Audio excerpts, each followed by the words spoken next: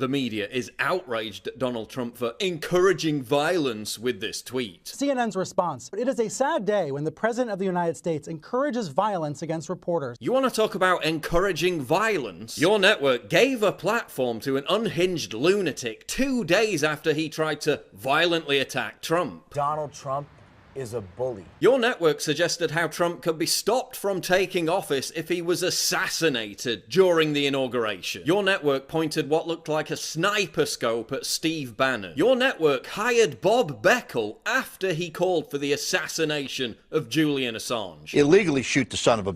Your network's host held up a blood-soaked, decapitated Donald Trump head. And you're outraged over a meme. This kind of rhetoric, this kind of behavior is going to lead to a journalist being hurt. Yeah, it was your network's rhetoric that led to a radical leftist shooting up Republicans. People actually were hurt. Save me the sanctimonious indignation over encouraging violence. This is the same media that paints crosshairs on Donald Trump's head while he's bombarded with assassination threats every single day. This is the same media that legitimized the entire punch-a-Nazi narrative that led to violent Antifa assaults on Trump supporters nationwide. This is the same media whose Trump-Russia collusion hysteria inspired a domestic terrorist to attempt to massacre Republicans. Hey, mainstream media, if you really want to know who's encouraging violence, look in the frigging mirror. Please, RT, if you agree the cabinet must invoke the 25th Amendment today and immediately remove Donald Trump from the presidency. The 25th Amendment, the president can be removed from office if he's deemed to be mentally incapacitated. Well, to be fair, Keith Olbermann is an authority on mental illness, given that he's going senile. We are at war with Russia. Are you crazy? Is that your problem? We are the victims of a bloodless coup. So far, a bloodless coup. Keith, you've literally contracted a form of mass psychosis, Trump derangement syndrome, and now you're accusing Trump of being insane. Scum! Scum! Russian scum! For my money, he's nuts. Couldn't pass a sanity test.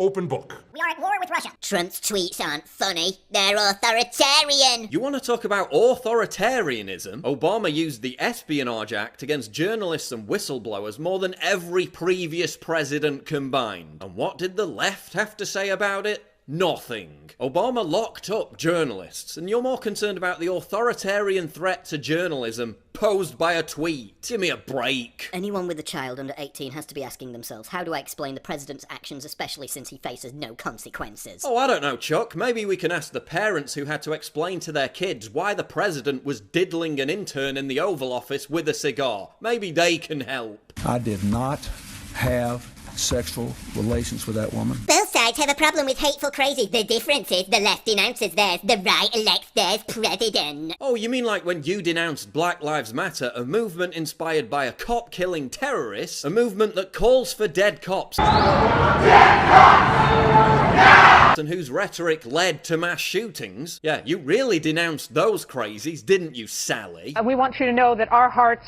are out there marching with them. A call for violence against the media. Yeah, one of your newspaper's top columnists joked about ending Trump's campaign by having him assassinated. Your newspaper literally sponsored and then defended a play depicting the assassination of Trump. Your newspaper just depicted Stephen Miller's head on a stake. But now you're all concerned about the depiction of violence. It is an incitement to violence. He is going to get somebody killed in the media. Yeah, you'd know all about people being killed for their politics, wouldn't you, Navarro? Given your connections with Nicaraguan death squads. Remember the time the president photoshopped the logo of a news company on a person and then tweeted a vid of him fake wrestling that logo?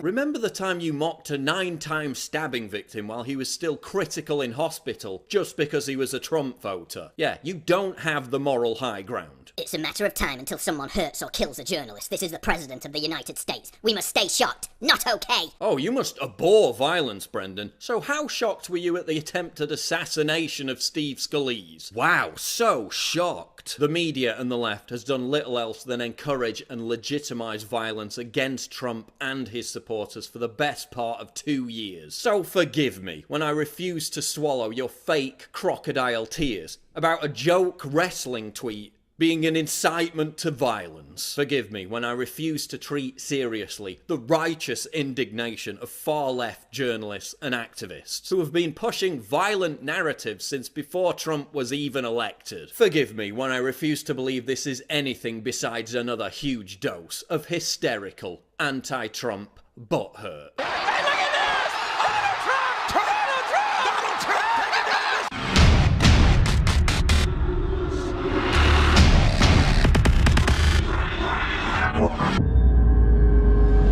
What could be more triggering to libtards than my face and this slogan? Get your new premium quality "Conservatism is the new counterculture" t-shirt right now at InfoWarsStore.com and let the butthurt commence.